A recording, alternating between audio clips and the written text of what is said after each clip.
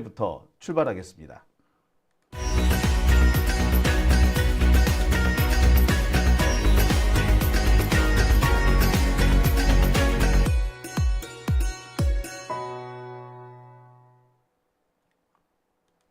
네, 오밤중의 뉴스 함께하고 계신 지금 시각 11시 31분 지나고 있습니다. 자, 좀 진정을 해야 될 것 같아요. 조금 전까지 보았던 윤석열의 그 뻔뻔스러운 태도와 발언들을 보면서 왜 우리나라에는 돌팔매형이 없는가라는 생각을 해봤습니다. 저기 아랍 쪽에는 돌팔매형이라는 게 있다 그러잖아요. 죄를 좀 세게 지은 사람, 특히 반역죄를 지었다든지 온 국민의 공동체적인 분노를 일으킬 만한 행동을 한 사람은 돌로 내리 찍어서 죽입니다. 돌을 던지죠. 그 공동체의 사람들이 다 몰려와가지고 돌멩이를 던집니다. 이스라엘에도 그런 형벌이 있었던 모양이죠. 그래서 성경에 보면 예수님이 그러시잖아요. 죄 없는 자 이 여인에게 돌을 던져라. 예, 우리나라도 그런 이 돌팔매형이라는 걸 좀 했으면 좋겠네요. 그걸 투석형이라고도 얘기를 하는데, 투석형이 됐든 돌팔매형이 됐든 하여튼 이 석형을 좀 해야 될 것 같다는 생각이 듭니다. 윤석열이나 윤석열의 변호사 또는 윤석열과 함께 내란을 획책한 자들의 이 발언을 볼 때마다 주먹이 운다는 걸 느끼지 않습니까? 이들은 곱게 죽이면 안 될 것 같다는 생각마저도 들어요. 자, 그런데 오늘 바로 그 윤석열에게 묵직한 한 방이 날아갔습니다. 전 헌법재판관인 송두환 변호사가 한 방 세게 날리죠. 미친놈에게 더 이상 운전대를 맡길 수 없다. 저 이 얘기 듣는데 울컥한 거 아니에요, 정말. 야, 정말 울컥 안 할 수가 없는 그 한마디였습니다. 첫 번째 주제는 원래 제가 맨 마지막에 하려고 미뤄놨던 겁니다만 아무래도 여러분들께서 가장 궁금해하실 것 같고 내용도 가장 길 것 같아서 맨 앞으로 당겨왔습니다. 오늘 있었던 조금 전까지 진행됐던 윤석열의 마지막 탄핵 심판 공개 변론, 그 얘기를 준비해 봤습니다. 오늘 이 탄핵 심판 마지막 공개 변론에 윤석열은 지각을 했습니다. 심판정에 안 들어왔어요. 재판은 오후 2시부터 시작이 됐는데 윤석열은 오후 5시가 다 되어서 헌법재판소에 옵니다. 출발부터가 늦었죠. 아니, 그럴 거면 아예 오지를 말든가. 왜 뒤늦게 나타납니까? 그러니까 남의 말은 듣기 싫다는 거죠. 청구인 측, 국회 측에서 뭐라고 하는지 나 듣기 싫고 그냥 나는 내 말만 하고 갈 거야. 이런 태도를 보인 겁니다. 역대 재판에서 이런 식으로 하는 경우를 제가 본 적이 없습니다. 민사소송 같은 경우에는 원고나 피고가 반드시 법정에 나올 필요는 없거든요. 그런데 일단 법정에 나오면은 법정에서 함부로 나가지 못하고 재판이 시작될 때 착석해서 재판이 끝나야 이석할 수 있습니다. 재판이 끝나지도 않았는데 쑥 나가버린다거나 재판이 한참 진행 중인데 쑥 들어오면요, 야단 맞습니다. 그런데 윤석열은 이거 뭐 이런 새끼가 다 있어. 아니, 기본적인 예의가 없는 거잖아요. 최소한의 인간으로서의 도리, 인간에 대한 예의가 없는 겁니다. 이거는 정말 안하무인이라는 말밖에 할 말이 없어요. 지 할 말만 하겠다? 남의 말 듣기 싫다? 그래서 내가 말하고 싶을 때 쑥 들어와서 내 말 끝나면 쑥 가겠다? 아니, 그럴 거면은 구치소에서 아예 딱 맞춰서 나오든가 왜 4시가 되어서 기어 나옵니까? 정말 이런 놈을 대통령이라고 찍어준 사람이 더 나쁜 것 같죠. 이런 놈을 아직도 대통령이랍시고 추앙하고 있는 자들, 그들이 또라이 같습니다. 아니, 또라이 맞아. 정상이라고는 볼 수가 없죠. 가만히 보면 그들이나 얘들이나 얘나 똑같아. 예의가 없죠. 지금 윤석열한테 미친 새끼들 시위하는 거 보세요. 예의가 있나요? 질서가 있나요? 도리가 있나요? 염치가 있나요? 그냥 아나무인 아닙니까? 지들이 제일 잘났고 지들이 가장 똑똑하고 지들한테 입맛에 조금이라도 어긋나면 쌍욕부터 하는 그런 개 잡놈들 아닙니까? 윤석열이랑 하는 짓거리가 똑같은 거죠. 그래서 수준에 맞는 지도자를 갖는다라는 말이 나오는 겁니다. 대한민국 국민의 한 절반 정도는 이렇게 기초적인 수준, 예의, 염치를 갖추지 못한 최악의 작자들. 아니 민주사회에서 살 자격, 아니 인간사회에서 더 이상 살아서는 안 될 자들이라는 생각밖에 안 들어요. 진짜 뻔뻔스럽습니다. 어디서 굴러먹던 개벽다구인지, 예, 일제시대 일본인 밑에서 외놈 밑에서 밥 벌어먹던 그런 친일파보다도 못한 친일 거지 새끼라는 생각밖에 안 들어요.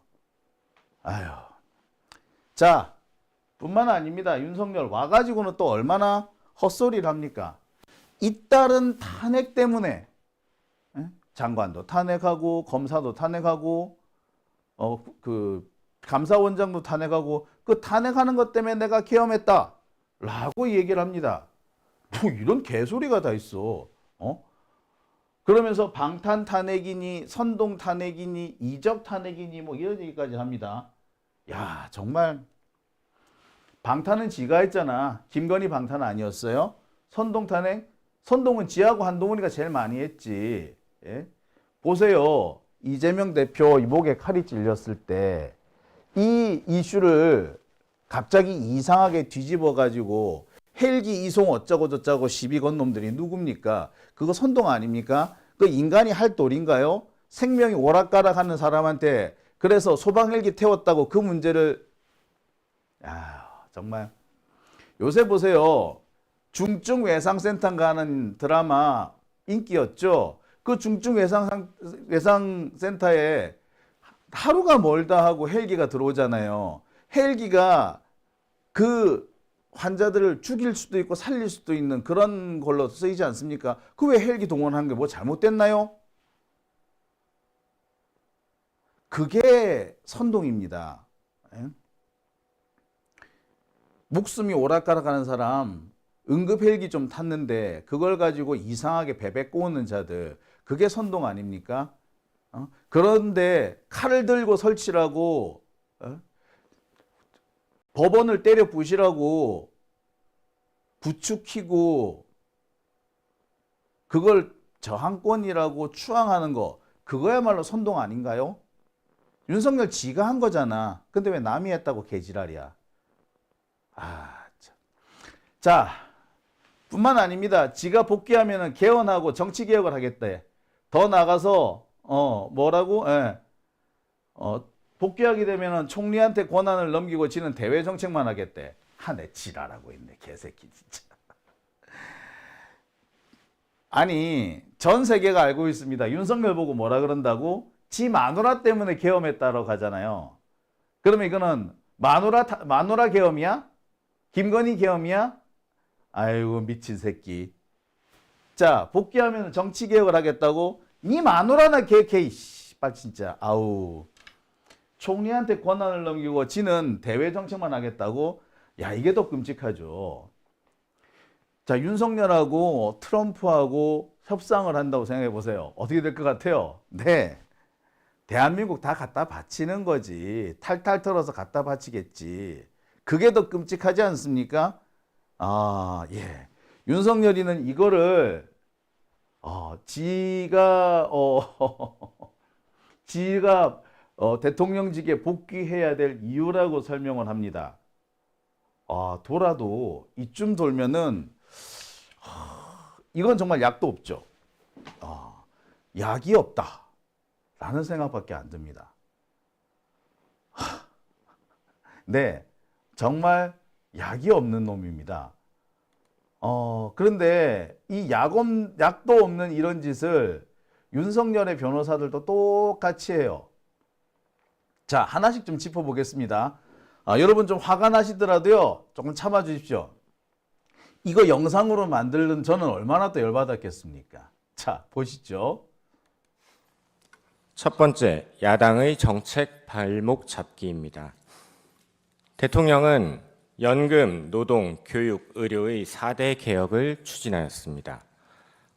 우리 사회는 초고령에 직면했고 연금 개혁은 국민들 노후와 청년 미래가 걸린 시급한 핵심 과제입니다. 정부 여당은 기금 수익률 제고 등 개혁안을 제시하고 국회 연금개혁특위의 구성을 제안했지만 야당은 특위 구성조차 거부했습니다. 다음 노동개혁. 노사법치주의 확립을 원칙으로 노조원 고용세습 등 부당채용 철폐, 노조회계 투명화 등 글로벌 스탠다드에 맞는 관행, 제도 선진화를 추진했지만 야당은 모두 반대했습니다.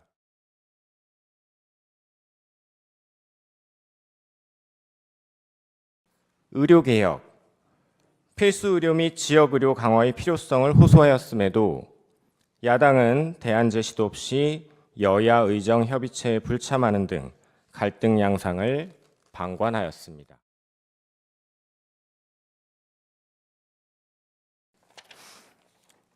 경제 분야에서 경제를 활성화시키고 성장 동력을 확충하기 위해 반도체 산업 지원 강화를 위한 특별법, 기업 밸류업 프로그램, 산업은행 부산 이전, 중대재해처벌법 실효성 강화 등에 필요한 정책 입법들을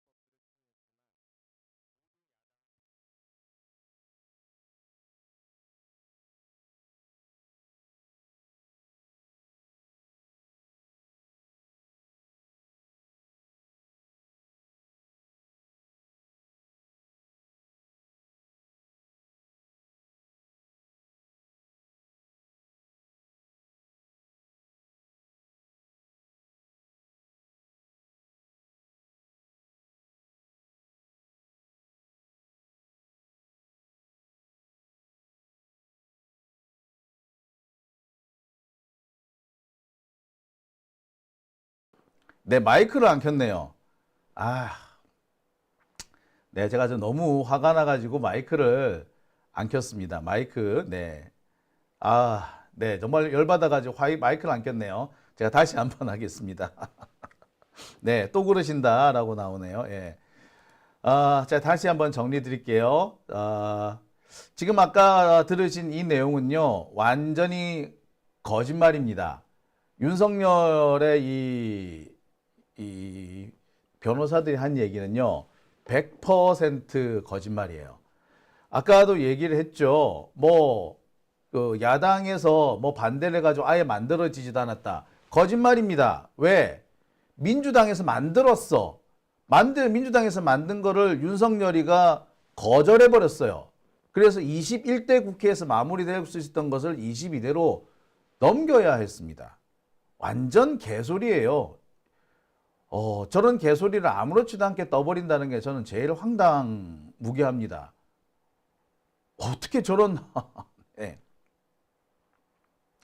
자, 그 밖에 이 의료개혁과 관련해 가지고 의료개혁을 위해서 뭘 어쩌고 저쩌고 민주당이 무슨 반대를 했다라고 하는데 의료개혁이요? 의료개혁을 했어요? 우리나라 의료개혁 있는 체제도 망친 게 윤석열 아닙니까? 지금 우리나라 사람들 지금 응급실 뺑뺑이 때문에 얼마나 고통받고 있습니까? 대한민국 의료체계가 다 망가졌다라고 하잖아요. 지금 우리나라 의대생들 2년째 학교를 안 다니고 있어요. 그런데 그 부분에 대해서 아무런 문제 해결도 못하고 있지 않습니까? 그런 짓을 한 윤석열이가 뭐라고요? 예. 참 뻔뻔스럽기 그지없습니다. 자, 뿐만 아닙니다. 김계리 변호사는 여기서 한술 더 뜨죠. 김계리의 얘기도 한번 들어보시겠습니다. 귀에서 고름이 나실 수 있습니다만 한번 들어봐 주십시오. 약 4개월 전 선고된 민주노총 간첩 사건에서 최근 우리 사회의 모든 갈등이 간첩들의 지령에 의하여 일어났다는 사실을 확인할 수 있었습니다. 그 대표적인 것이 후쿠시마 원전 오염수 괴담입니다. 한반도와 주변 나라들에 대한 핵 테러 행위, 전 인류에 대한 대학살 만행을 폭로 단지하는 기사들을 집중 게재하게 하라. 민주당의 플랜카드입니다. 인류를 향한 핵 테러 시도를 당장 중단하라. 간첩 지령과 비슷한 단어입니다. 후쿠시마 오염 괴담이 사실이 아니라는 것을 밝히는데 1조 6천억 원이 소요되었습니다. 1조 6천억 원은 민주당이 삭감한 대왕고래 프로젝트 497억 30번,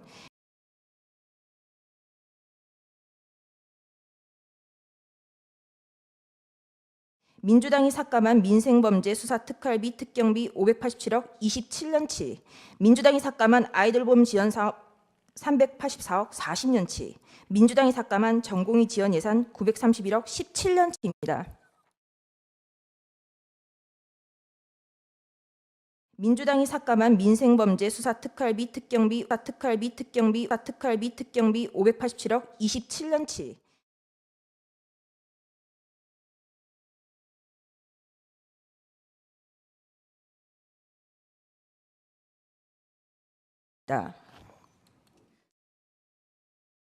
자, 어떻습니까? 제가 하고 싶은 얘기가 그거예요. 정책을 지 마음대로 집행 못했다고 계엄령 선포한다고요? 아, 내 진짜 내 얼척이 없어서. 나 김계리 마음에 안 들어요. 그럼 나 때려도 되지. 김계리 변호사가 하는 얘기는 이 말과 똑같은 겁니다. 정책을 자꾸 내 하고 싶은 정책을 야당이 못하게 하더라. 그래서 나 군대 동원했다. 그거야말로 적인 민주적 기본 질서를 붕괴시키겠다라는 의미 아닙니까? 아니, 정책을 자기 마음대로 못한다고 군대를 동원하다니요. 그러지 말라고 만들어진 게 민주주의 아닙니까? 그러지 말라고 만들어진 게 선거제도죠. 선거에서 졌잖아. 그죠? 총선에서 대패했잖아.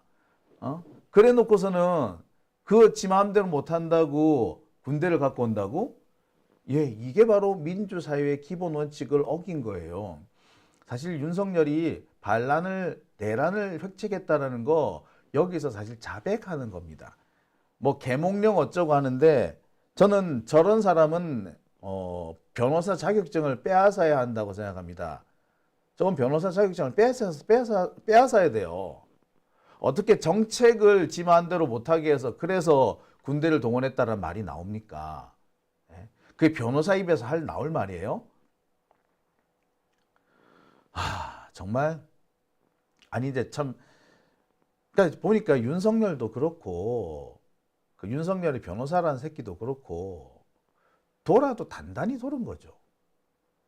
자, 이 또라이 새끼들한테 묵직하게 한 방을 내려주신 분들이 계십니다. 바로 국회 측 국회 측 변호인들인데요. 이분들의 말씀 중에서 제가 정말 추리고해서 꼭 전해드릴 내용들만 한번 골라봤습니다. 들어보시죠. 마음이 뜨거워지고 울컥함을 느끼실 수 있으리라 봅니다. 첫 번째 영상입니다. 12.3 그날 밤 저는 느닷없는 계엄에 우선은 놀랐고 하필이면 지금 이때 군에 가 있는 아들이 생각나서 내 아들이 계엄군이 될 수도 있는 건가? 라는 생각에 두려웠습니다. 비상계엄 자체도 너무 무섭지만 내 아이가 계엄군이 되는 것은 더더욱 끔찍한 일이었습니다. 그래서 국회로 달려갔고 국회는 다행히 계엄 해제안을 통과시켰습니다. 헌법이니 민주주의니 이런 생각을 하기보다는 그저 나와 내 아이들의 안전을 생각했고 아버지로서 아들이 계엄군이 될 수도 있는 상황만큼은 막아야만 했기 때문에 헬리콥터 소리가 너무 크고 총을 들고 있을지도 모르는 계엄군과 맞서는 것도 너무나 무서웠지만 소심한 용기나마 짜내어 국회 앞으로 달려갔던 것입니다. 그날 밤 큰 비극이 일어나지 않은 것은 국민들이 무서움을 무릅쓰고 온몸으로 막았기 때문이지 피청구인이 아무 일도 하지 않았기 때문이 결코 아닙니다.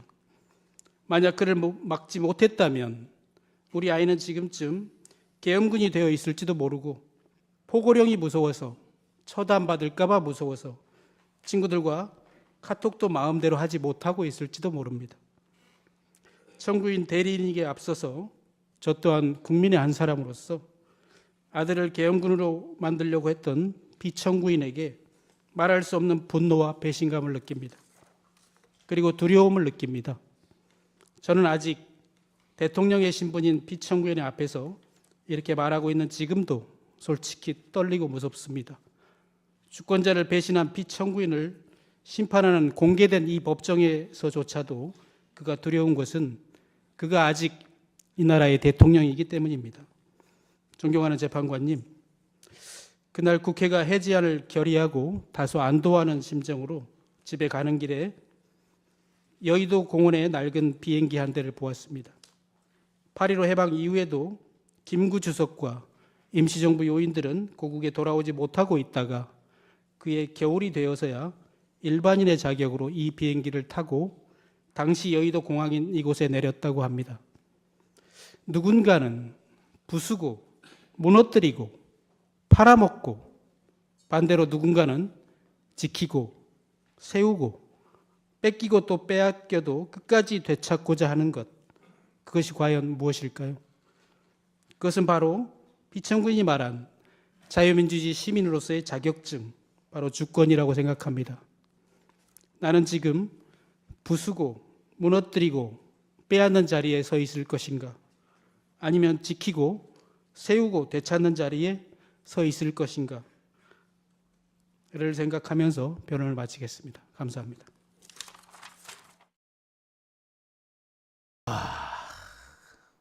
글쎄요, 다 비슷한 마음이 아니었을까 생각됩니다. 아들이 군대 가 있는 사람이라면 누구나 그 생각을 했을 거예요. 내 아들이 계엄군이 돼서 시민들 앞에 서 있지 않을까? 내 아들이 계엄군이 되어서 시민들한테 총을 겨누면 어떡하지? 그 걱정과 두려움에 휩싸였을 겁니다. 그리고 그런 걱정과 두려움을 우리한테 떠넘긴 윤석열이 정말 죽도록 미울 겁니다. 이게 정상적인 민주시민의 자세 아닙니까? 저는요, 지금 성적이 들고 지랄 발광하고 있는 저런 사람들 볼 때마다 묻고 싶어요. 당신의 아들이, 네 손자가 혹은 네 동생이 총 들고 시민 앞에 계엄군으로 서 있다면 너 그 상황을 어떻게 할 거냐고. 총질하라고 할 거냐고. 참 울컥하는 그런 말씀이셨죠. 예. 자, 울컥한 얘기는 여기서 끝나지 않습니다. 또 한 분의 얘기가 있는데요. 울컥했다가 한편으로는 또 난감했다가 하는 대목이 있습니다. 요즘 아이들이 그런데죠. 뭐 일만이 있으면 무슨 친구들끼리 뭐 약간 다툼이라도 혹은 언쟁이라도 벌이면 갑자기 그런답니다. 계엄을 선포한다. 애들이 그런데요. 나 진짜 이거 웃어야 됩니까? 울어야 됩니까? 애들이 그런데요. 지 마음대로 안 되면 아이씨 계엄을 선포한다. 예, 아이들은 사회의 거울이라고 하더니 이렇게 이 쓰레기 같은 개새끼들 때문에 아이들이 이렇게 망가지고 있습니다. 그 얘기를 오늘 우리 국회 측 변호인들이 했습니다. 그 영상도 한번 보시죠. 45년 만에 비상계엄, 국회에 착륙한 군용 헬기와 의사당에 난입한 군인들, 현직 대통령 체포와 이를 막는 경호원들, 법원을 아수라장으로 만든 일군의 무리들, 그리고 바로 이 심판정에서 계엄은 경고성이고 계몽령이라는 피청구인의 태도, 피청구인이 일으킨 비상계엄과 내란 사태, 2달이 넘는 기간 매일 벌어지는 혼란 속에서 지금 아이들은 무슨 일만 있으면 계엄을 선포한다라는 웃지 못할 장난을 치고 있습니다. 그리고 한편으로는 학교와 가정에서 계엄이 무엇인지, 대통령이 왜 그랬는지, 그리고 탄핵은 무엇이고 또 헌법과 민주주의 주인은 또 무엇인지 끊임없이 질문을 던지고 있다고 합니다. 저 역시 마찬가지입니다. 지난 2달 동안 제 아이로부터 어떤 이유로 제가 늦게 들어오고 주말에도 함께 놀지 못하는지, 우리 일상에 발생한 이 사건이 무엇인지 질문을 받고 있습니다. 바야흐로 온 국민이 역사책에서나 봤던 계엄으로 인해 헌법을 공부해야 하고 대통령의 권한과 의무에 대해 우리 아이들에게 어떻게 답해 주어야 할지 고민해야 하는 상황입니다. 그러나 곤혹스러운 것은 비단 계엄이나 탄핵, 대통령의 헌법수호 의무와 같은 어려운 개념이나 헌법 조항을 어떻게 쉽게 설명할지가 아닙니다. 질문하는 아이들에게 대통령은 전시, 사변 또는 이에 준하는 국가 비상 사태가 있을 때 공공의 안녕 질서를 유지하기 위해 계엄을 선포할 수 있어 라고 계엄 조건을 설명해 주더라도 다시 돌아오는 질문은 항상 똑같습니다. 그래서 왜 대통령은 계엄을 한 거야? 라는 질문입니다. 우리가 곤혹스러운 이유는 근본적으로 답해 줄 수 없는 바로 이 질문이 있기 때문입니다. 평화로웠던 12월 그날에 왜 비상계엄을 선포했는지, 군인들을 국회의사당에 보낸 이유가 무엇인지, 국회의원들을 끌어내려고 한 까닭이 무엇인지 등에 대해 상식적이고 합리적인 설명이 불가능하기 때문입니다. 탄핵 심판의 변론이 마무리되는 지금도 마찬가지입니다. 여전히 피청구인으로부터 왜 그랬는지라는 질문에 대한 합리적인 답변을 듣지 못하고 있습니다. 피청구인에게 묻고 싶습니다. 도대체 왜 이런 일을 벌이셨는지, 우리 아이들에게 뭐라고 설명해야 하는지 지금이라도 대통령다운 대답을 듣고 싶습니다. 대통령 배우자의 범죄에 대한 특검법 발의, 정부가 편성하지도 않은 예산을 삭감했다는 이유, 일부 공직자에 대한 탄핵 소추 등 피청구인이 주장하는 이른바 야당과 국회의 반국가적 행위들이 계엄을 선포할 국가 비상사태가 될 수 없다는 점은 명확합니다. 피청구인과 사전 공무원 국방부 장관을 제외하고 어떤 국무위원도, 이 재판정에서 증언한 국무총리도, 경제수석도, 안보실장도, 국정원장도 동의하지 못한 국가 비상사태는 피청구인의 몽상에 불과합니다. 억지로 이유를 생각해 보자면 야당과 국회의 견제로 피청구인이 원하는 정책을 마음껏 펼치지 못했다는 것이 유일한 이유로 보입니다. 45년 만 자, 아이들이 그런데요. 그런데 애들한테 그 말을 못 하겠어. 야, 그런 거 하지 마. 그 큰일 날 소리 하지 마. 그렇게 못 할 것 같아요. 왜? 대통령이라는 새끼가 지 입맛에 안 맞는다고, 지 기분 나쁘다고 계엄을 선포하고, 그럴 수도 있지. 대통령이 대통령 마음대로 일을 못했으니까 그래서 계엄 선포했지 라고 뻔뻔스럽게 말할 수 있는 나라라면 애들한테 그런 장난 치지 마 라고 말 못합니다. 심지어 과거에 문재인 정부의, 민주정부의 국무총리를 했다는 이낙연이라는 놈까지 민주당이 자꾸 탄핵하고 정책을 발목 잡으니까 그러니까 계엄한 거 아니냐, 그딴 소리를 하고 있는데 아이들한테 야 얘들아 니들 그러면 안 된다 라고 말을 할 수 있겠습니까? 이낙연 그 새끼는요 반역자입니다. 그 새끼야말로 내란 공범이에요. 어떻게 그런 말을 할 수 있습니까? 그게 인간입니까? 정말 어이가 없어요. 윤석열 일당이나 국힘당 일당이 아니라 그래도 민주정부에서 국무총리를 했다는 놈이 그런 짓을 한다니까, 그따구 소리를 한다니까 지금이라도 당장 달려가서 제 두들겨 패주고 싶습니다. 기분 나빠서 내 맘대로 일이 안 돼서 그래서 계엄을 한다면 내 맘대로 안 되는 이낙연 내 주먹으로 죽여버리고 싶습니다. 그래도 됩니까? 그러지 말라는 게 대한민국 헌법 아닌가요? 그런데 뭐라고? 아, 진짜.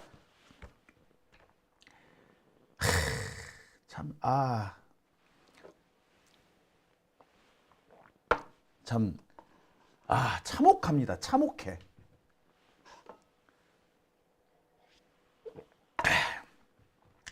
자, 저의 이런 분노를 가라앉힐 수 있는 묵직한 한 방을 던져주실 분이 계시죠? 네. 사실상 거의 맨 마지막에 말씀을 하신 걸로 보이는 송두환 전 헌법재판관의 말씀도 있습니다.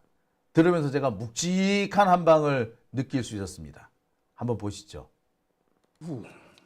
이 사태에 대한 조사, 수사, 재판이 진행되는 과정에서 피청구인과 그 주변 일부 인사들이 그 당시 우리 모두 TV 생중계 화면으로 목도한 일들까지 부인하며 상식에 반하는 궤변과 책임 회피의 태도로 일관하고 있는 것을 보면서 우리 국민들은 또 다른 고통을 경험하고 있는 것이 현재의 상황입니다. 피청구인의 일련의 내란 행위, 그 사실관계와 성격은 기실 매우 단순하고 매우 명확합니다. 헌법 제77조 제1항에서 말하는 전시사변 또는 이에 준하는 국가의 비상사태도 아니었고 병력으로서 군사상 필요에 응하거나 공공의 안녕질서를 유지할 필요가 있을 때도 아닌 것이 객관적으로 명백한 상태에서 피청구인이 지극히 주관적인 판단 그리고 도저히 동의할 수 없는 동기와 목적으로 느닷없이 비상계엄을 선포하고 그 과정에서 적법한 국무회의 심의 및 부서 등 절차를 갖추지도 않고 헌법 제77조 제4항에 따라서 지체 없이 국회 통과할 의무도 이행하지 않은 것은 물론 국회의 계엄 해제 요구 의결을 불가능하게 하기 위하여 국회의 활동 등 일체의 정치 활동을 금하는 내용의 계엄 포령을 발령하고 국회의원의 국회 출입 통제 및 체포를 위한 병력을 출동시키는 등 일련의 내란 행위를 함으로써 헌법과 법률을 위배했다는 사실은 이 탄핵심판 사건에서의 증거조사 그리고 그와 관련된 수사 및 조사 과정에서 이미 명백하게 드러났습니다. 그런데도 피청구인은 그에 대해서 당당하게 과오를 시인하고 책임지는 자세를 보이기는커녕 억지 변명과 궤변, 책임 회피, 그리고 피해자 코스프레 등으로 일부 지지층을 향한 선동을 계속하고 있습니다. 그리하여 우리 사회는 최근 두 개 진영으로 나뉘어서 상대 진영에게 증오와 분노의 언어를 쏟아내고 있습니다. 그리고 피청구인은 그러한 혼란 상황을 이용하여 다시 한번 정치적 반대자들을 반국가 세력으로 몰아서 일거에 척결할 기회를 갖고자 골몰하고 있는 것으로 보입니다. 그러나 광인에게 다시 운전대를 맡길 수는 없습니다. 또한 증오와 분노로 이성을 잃은 자에게 다시 흉기를 쥐어줄 수는 없습니다. 이 사건 탄핵 심판은 우리 국민들이 다시 한번 민주 헌정 질서의 위기를 넘어서 민주주의를 회복하는 역사의 한 장면으로 남을 것입니다. 존경하는 헌법재판관님, 피청구인의 비상계엄 선포와 일련의 내란 행위의 위헌 위법성을 분명하게 공권적으로 확인 선언하고 피청구인을 대통령직에서 확정적으로 배제하여야 합니다. 아우, 정확하게 말씀하시지 않습니까? 미친 광인에게 다시 운전대를 맡길 수 없습니다. 분노와 증오로 이성을 잃은 사람한테 흉기를 쥐어줄 수 없습니다. 저런 자를 반드시 탄핵시켜야 하고 대통령직으로부터 확정적으로 파면시켜달라. 아휴, 정말 오늘 오랜 시간을 기다려서 이 영상을 만들고 또 무슨 소리 하나 기다린 보람이 있었습니다. 제가 저 얘기를 들으려고 했네요. 피해자 코스프레를 한다고 윤석열에 대해서 한마디 하지 않았습니까? 그 한마디가 왜 이렇게 오늘따라 시원하게 느껴지는지 모르겠습니다. 송도한 변호사, 그분은 헌법재판관으로서 그동안 소수 의견을 꾸준히 많이 내오셨고 우리 사회의 소수자들을 위해서, 약자들을 위해서 일해오신 분입니다. 국가인권위원장으로 일을 하셨죠. 안창호라는 놈이 그 자리를 빼앗기 전까지만 해도 헌법재판소 재판관답게 인권위원회를 잘 이끌어 주셨던 분입니다. 그런 분이 다시 인권위원장으로 복귀하실 수 있었으면 좋겠네요. 자, 그분의 말씀, 광인에게 다시 운전대를 맡길 수 없습니다. 분노와 증오로 이성을 잃은 자에게 흉기를 쥐어줄 수 없습니다. 헌법재판관님, 확정적으로 피청구인을 대통령직으로부터 파면해 주십시오. 명문 중에 명문이 아닌가 하는 생각이 듭니다. 내용에서는 빠졌습니다만 이런 내용도 있습니다. 역사상 피청구인보다 더 위법하고 위헌적인 행위를 한 자가 있었습니까? 과거에는 물론 미래에도 그런 사람이 있을 거라고 상상하실 수 있습니까? 이 말도 정말 정확하지 않습니까? 어떻게 저런 사람이 과거에도 존재하지 않았고 미래에도 존재할 수 없다. 그런데 저 사람을 파면하지 않을 수 있느냐? 그렇죠. 대한민국에서 이런 놈이 또 있겠습니까? 도른 새끼 아니야, 완전히. 그죠? 어떻게 21세기 대한민국에서 이 민주사회에서 이런 일이 또 생긴단 말입니까? 이런 일이 다시 생기지 않게 하기 위해서라도 윤석열은 파면해야 되고, 아니요, 사형에 처해야 합니다. 다시는 이 나라에 쿠데타라는 것이 일어나지 않게 하기 위해서는, 다시는 야당이 반대하기 때문에 도저히 참을 수가 없어서 내가 계엄했다, 이딴 소리를 할 수 없도록 어떻게 전직 국무총리의 주둥아리에서 그런 말이 나온단 말입니까? 그 사람의 대가리 속에도 들어있는 것이라고는 독재의 망령 아니겠습니까? 예, 그런 새끼가 이낙연입니다. 그런 새끼가 국무총리를 했으니까 우리 개혁이 제대로 될 리가 있었겠습니까? 예, 문재인 정부에서 개혁이 실패했다고 한다면 그 이후의 팔할은 이낙연입니다. 그 새끼는 똑같아. 윤석열이랑 똑같아. 대가리속 열어보면은 똑같을 겁니다. 술 안 먹는 윤석열, 그게 이낙연이다. 저는 그렇게 생각이 드네요. 그러고 보니 비슷해. 그죠? 부인도 뭐 미술한다 그러고 말이야. 아유, 부인이 나가요만 아닌 거야. 그 차이밖에 없는 거지.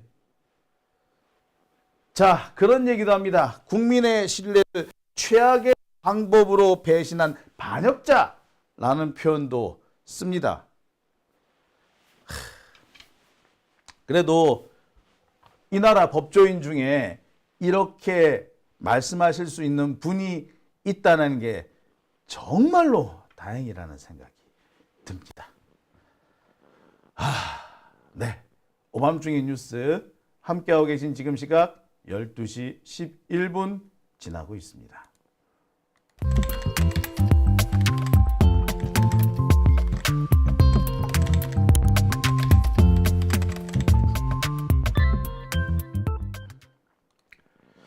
자, 오밤중에 뉴스 함께하고 계십니다.